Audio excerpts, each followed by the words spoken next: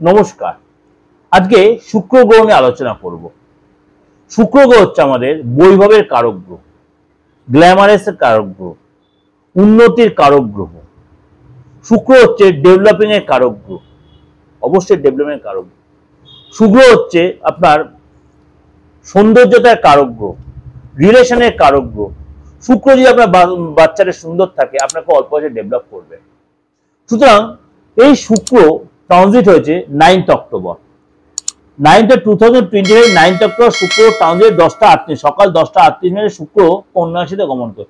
কন্যা রাশিতে শুক্রকে বলে আপনার নিচস্থ, কিন্তু এখানে শুক্র নিচস্থ হতে শুক্র নিচভঙ্গ রাজ্য তৈরি করেছে। শুক্র কম বেশি 23 দিন অন্তর অন্তর তার ট্রানজিট হয়। 23 দিন অন্তর শুক্র ট্রানজিট। শুক্র এই যে বুধের ঘরে অর্থাৎ কন্যা রাশিতে ট্রানজিট করেছে, অর্থাৎ আপনার জন্য কি প্রভাব বিস্তার করে। কিছু কিছু রাশির জন্য চ্যালেঞ্জিং সিচুয়েশন হবে, কিছু কিছু রাশি যথেষ্ট ডেভেলপ দেবে এবং কিছু এটা সতর্কতা অবলম্বন করতে হবে। এই যে শুক্রের ট্রানজিট আপনার কন্যা রাশিতে করছে আগামী 22 দিন বা 23 দিন এখানে থাকবে, তার যে পজিটিভ বা নেগেটিভ ইম্প্যাক্ট আপনার রাশির ক্ষেত্রে সেটা অবশ্যই আপনার জানার রাইট আছে। তার জন্য কি করতে, অবশ্যই আমার এই চ্যানেলটা আপনার সাবস্ক্রাইব করে রাখতে হবে, নোটিফিকেশন বেলটা অন করে প্রত্যেকটা গ্রহ রাশির ট্রানজিট বলুন বা আদার্স উপাচার বলুন সমস্ত প্রোগ্রাম আপনারা আমার এই রাশিতে পেয়ে যাবেন। এবার বলবে আপনার শুক্র ভালো না মন্দ আপনি বুঝবেন কি? আপনাদের ডেট অফ বার্থ জানা নেই বা ডেট অফ বার্থ জানা আছেও, আপনি কি করে জানেন শুক্র কোন ঘরে উচ্চস্থ, শুক্র কোন নক্ষত্রে থাকলে কত ডিগ্রি থাকলে আপনি উচ্চস্থ? তাহলে কোনো প্রপার অ্যাস্ট্রোলজি যেতে হবে, নইলে আপনার নিজেকে অ্যাস্ট্রোলজি শিখতে হবে।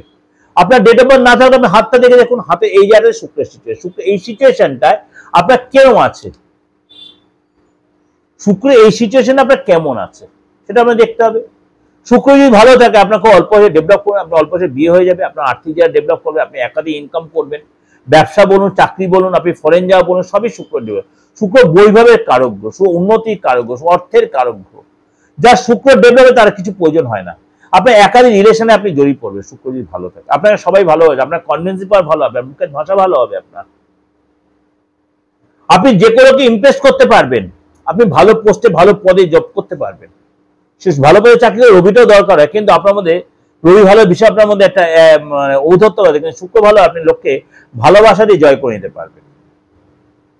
এই শুক্র তার যখন নিচ রাশিতে গমকে নিচভঙ্গ রাজ্য তৈরি করছে এবং কিছু কিছু রাশিতে সতর্কতা সের জন্য 12 রাশির ক্ষেত্রে কি এফেক্ট হয় চলুন জেনে নিন।